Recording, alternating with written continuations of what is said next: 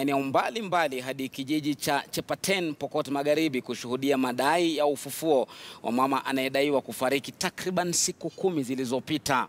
Msafara huo uliokuwa na magari zaidi ya 300 ulisababisha msongamano mkubwa, na ingawa mtume huyo hakuwepo katika shamra hizo, jambo hilo liliwashangaza wengi na kuacha vinywa wazi katika kaunti hiyo ya Pokot Magharibi na maeneo jirani, maswali mengi kuhusu dhana hiyo yakiulizwa.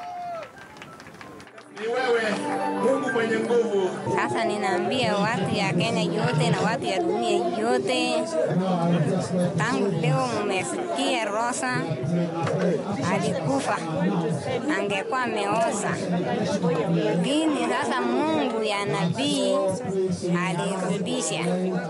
Hiyo ndio Mungu ya kurudisha, na hiyo ni Mungu ya nguvu. Na kila mtu amini.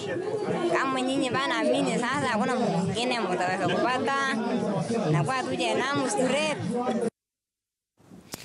Na wakazi wa kijiji cha Ngarenyiro katika kaunti ya Laikipia wanakadiria hasara kubwa baada ya mahindi na vyakula vingine kunyauka shambani kufuatia